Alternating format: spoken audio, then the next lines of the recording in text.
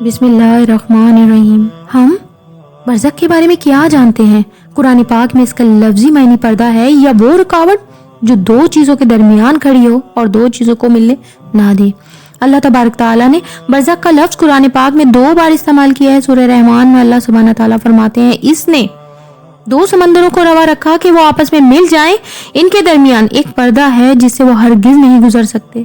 اسی طرح پورے قرآن پاک میں ایک واحد آیت ہے جو واضح طور پر برزخ کو موت اور قیامت کے درمیان کی جگہ قرار دیتی ہے۔ اللہ سبحانہ تعالیٰ سورہ المومنون میں فرماتے ہیں کہ مرنے کے بعد ان کے سامنے اس دن تک برزخ رہے گی جب تک وہ دوبارہ زندہ نہ ہو جائیں۔ اس براہ راست حوالے کے علاوہ موت کے بعد اور قیامت سے پہلے کے بارے میں بہت سی بالواسطہ قرآنی آیات ہیں، جیسے سورہ توبہ آیت 101 میں اللہ پاک فرماتے ہیں، اور کچھ تمہارے گرد و پیش والوں میں اور کچھ مدینے والوں میں ایسے منافق ہیں کہ نفاق پر اڑے ہوئے ہیں، آپ ان کو نہیں جانتے، ان کو ہم جانتے ہیں، ہم ان کو دوبارہ سزا دیں گے، پھر وہ بڑے بھاری عذاب کی طرف بھیج دیے جائیں گے۔ ویسے علماء کے نزدیک دوبارہ سزا کا مطلب ہے پہلے اس دنیا میں وہ ذلیل ہوں گے اور وہ دنیا کی آزمائشوں سے گزارے جائیں گے، دوسری بار انہیں قبر میں عذاب دیا جائے گا اور پھر جہنم میں بھیج دیا جائے گا۔ ہم جانتے ہیں کہ انسان قیامت کے بعد ہی جہنم میں جا سکتا ہے، پس یہ آیت بالواسطہ اس بات کا تذکرہ کرتی ہے کہ قیامت اور موت کے درمیان کچھ ہے جہاں لوگوں کو سزا یا جزا دی جا رہی ہے۔ دوسرا بالواسطہ حوالہ جس سے علماء نے برزخ کو اخذ کیا ہمیں سورہ طور میں ملتا ہے، جس میں اللہ سبحانہ تعالیٰ فرماتے ہیں، اور ظالموں کو اس دن مطلب قیامت سے پہلے ایک اور عذاب ہوگا، لیکن ان میں سے اکثر نہیں جانتے۔ ابن عباس کے مطابق جنہوں نے واضح طور پر اس آیت کا حوالہ دیا اور کہا یہ قبر میں عذاب ہے۔ تیسرا جو برزخ کے بارے میں سب سے واضح بالواسطہ حوالہ ہے وہ فرعون کے باپ اور بیٹے کے بارے میں ہے۔ جیسا کہ ہم جانتے ہیں کہ وہ فرعون جس نے موسیٰ علیہ السلام کا خیال رکھا، وہ فرعون نہیں تھا جو موسیٰ علیہ السلام کو قتل کرنا چاہتا تھا، وہ اس کا بیٹا تھا۔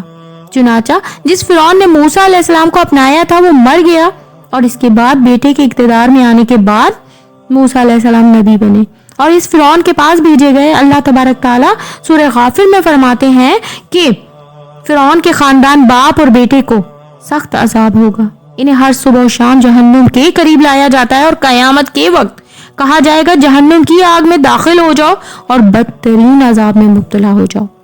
یہاں سے ہمیں معلوم ہوتا ہے کہ قیامت سے پہلے ان پر قبر کا عذاب ہو رہا ہے برزخ میں، اور ہمیں بہت سی احادیث میں بھی برزخ کے بارے میں پتہ چلتا ہے، جب میں نبی کریم صلی اللہ علیہ وسلم نے بڑی تفصیل سے اس بارے میں بتایا ہے۔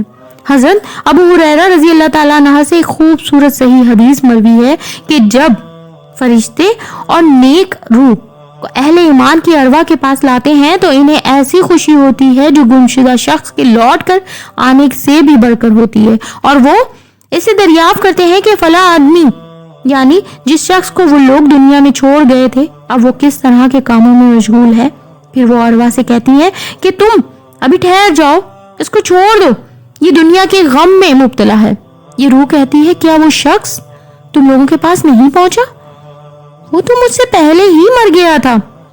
تو اس پر وہ روحیں کہتی ہیں اسے اس کا ٹھکانے ہاویہ کی طرف لے جایا گیا ہوگا۔ ہمیں اس حدیث سے معلوم ہوا کہ مومن روحیں اس نئی روح سے اپنے پیاروں کے بارے میں سوال کرتی ہیں جو ان کے پاس ابھی نہیں آئے کہ وہ دینی طور پر زندگی کو کیسے گزار رہے ہیں۔ اے اللہ ہمارا خاتمہ ایمان پر کرنا، اہل ایمان کی ارواح میں شامل فرمانا، بے شک تو بڑا غفور الرحیم ہے، آمین۔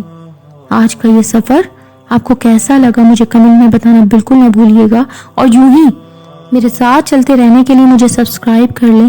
انشاءاللہ دوبارہ ملاقات ہوگی۔ جزاک اللہ، اللہ حافظ۔